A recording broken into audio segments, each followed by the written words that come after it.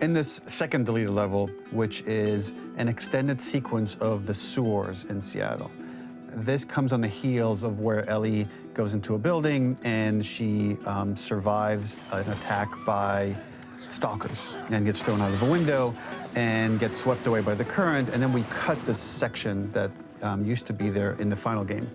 Now you will get to play it. So this was a way to get a bit more interesting puzzles, interesting traversal, figure out how Ellie can navigate the sewers with the fighting current.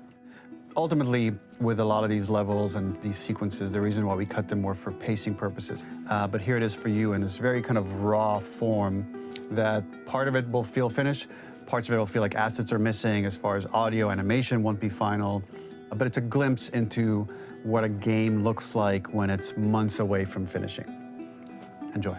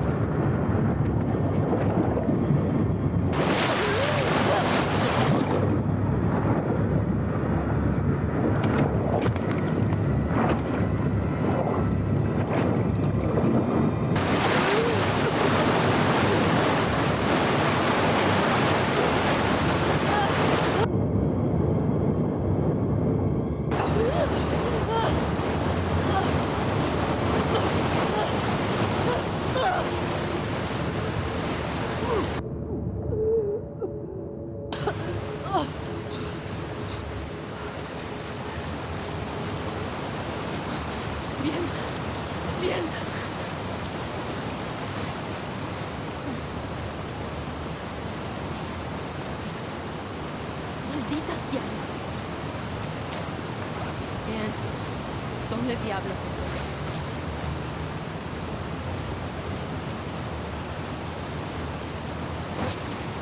The ladder acts as an immediate goal for the player, but being able to climb out is not going to be so easy.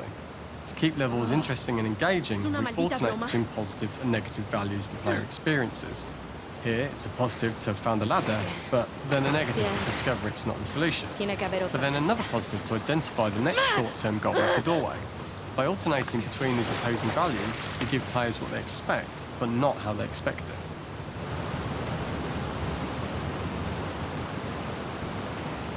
This level, internally known as Find Nora, was quite long in duration as we had to make Ellie traverse a far distance to the opposite side of downtown Seattle. The sewer section was originally longer than what we released the game with, approximately 10 minutes more. This was one of the few areas of the game that used water flow as part of a traversal puzzle. The player has to go upstream to use the current to get to the platform to reach the other side. We mostly cut this mechanic game-wide, however it remained in essence in the section swimming to the aquarium as Ellie when you were avoiding the waves.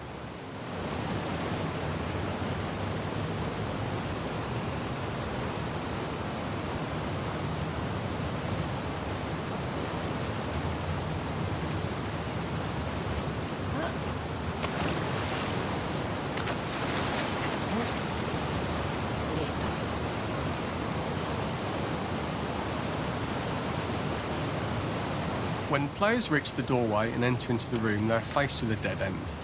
The real reason for this dead-end room is that on the reversal, when exiting back out of the doorway, players are faced with the route onwards. A pipe that they'd not been able to see when they were swept past it on the way in, and something that was hidden from view when on the side platforms. The intention here being that the only option is to go off the standard path in order to search for a way out.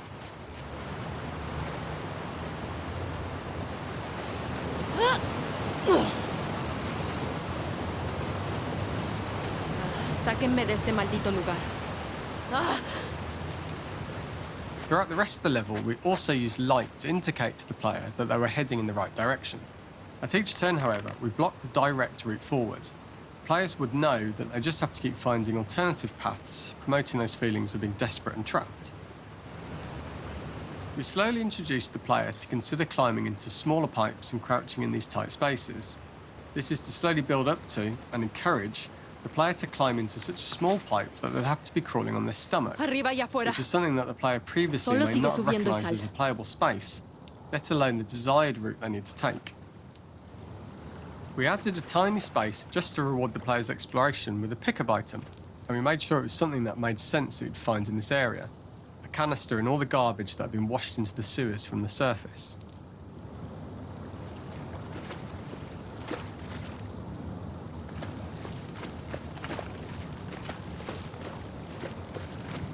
We loved the idea of making Ellie prone through a tiny, dirty pipe in order to get out, as it was a great opportunity to use our prone mechanic. The unique camera setup was created to support crawling in these pipes, as the standard prone camera is much higher above the player. We also created custom collision in order for Ellie to manoeuvre in these tight spaces easily. Initially, the oblong collision capsule around her character caused issues crawling around corners. We put extra effort into the custom corner collision, so the movement experience is as smooth as the main game. In order for the player to feel cramped, claustrophobic and desperate, we'd been enforcing the traversal mechanics that allow for a tight environment which promote these feelings. We introduced the use of the squeeze through so that we can keep the player feeling enclosed and tight, but without repeating the same geometry. Here we changed from low ceilings with wider walls to high ceilings and tight walls to change up the spatial pacing and keep the level from repeating itself.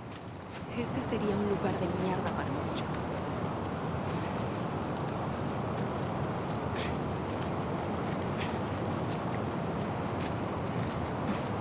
Originally, we had the waterline much higher here, so players had to swim through this tight tunnel. However, from watching user test feedback, it was occasionally causing people to discount the route entirely and turn back on themselves. So to avoid any risk of this happening in the final game, we present a lower water level so the tunnel is easy to see and commit to using. Although this isn't as impactful without the prone swim, it's the better decision as it means a smoother experience for the player with no backtracking frustration. As we surface from the water and over the crest of the slope, we reveal what is further in this tunnel. A clicker that has sprouted and the fungus has grown on the sides of the pipe. It was great to see people who user tested this area becoming increasingly worried as we forced the player to squeeze past the fungus and inches away from the clicker's face, all the time not being sure whether the clicker might be alive or attack them. Although we aren't as cruel as to force a clicker attack in such close proximity, we do have a payoff for this moment. This clicker momentarily turned into Joel to show Ellie's PTSD from what happened to Joel at the start of the game. Ultimately, we decided to save this moment for the farm level, as it was more impactful there because it could become the centrepiece of that experience. Whereas in the sewers, we weren't able to make it as much of a narrative point and give it the breathing room and reaction time that it deserves, given the tight space.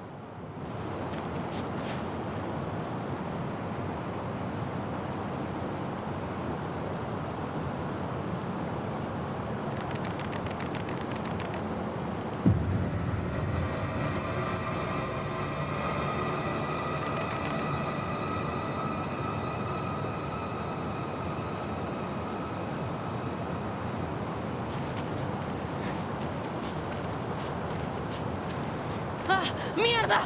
¡Ah!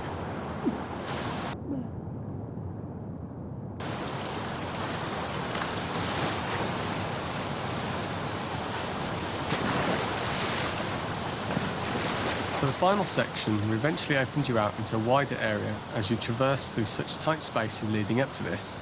So changing the environmental pacing makes it begin to feel like we're coming to the end of Ellie's ordeal. An earlier iteration used the current that we'd shown at the start for a slightly tougher traversal puzzle to conclude the sewers. The ladder was clearly visible from most of the area, but the player was faced with a fast-flowing torrent of water they couldn't cross.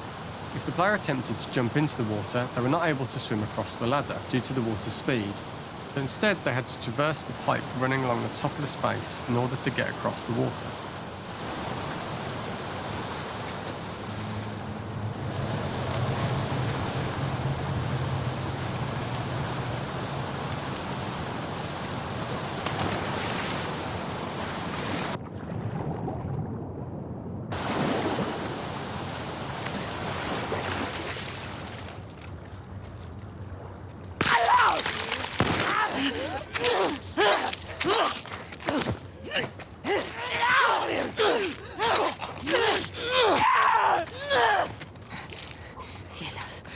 This is the first time we get to see stalkers that are embedded into the walls.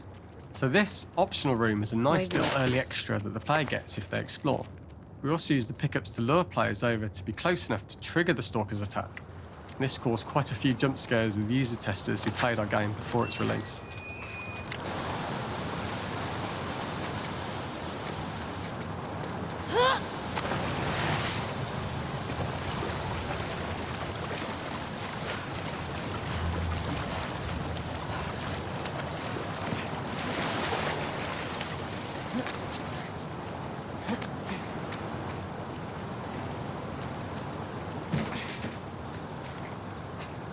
Using this pipe was retained in the iteration we shipped with, as it's the last of the extreme methods Ellie has to undergo in order to escape the sewers, and what she will go through in her pursuit of revenge.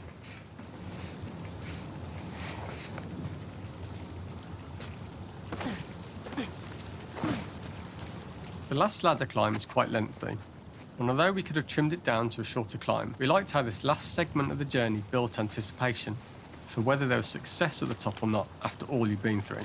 Ultimately, the ladder exits out into the subway station, which is how it connects in the final game. Ellie then has to find her way to the hospital from here, crossing paths with the scars for the first time.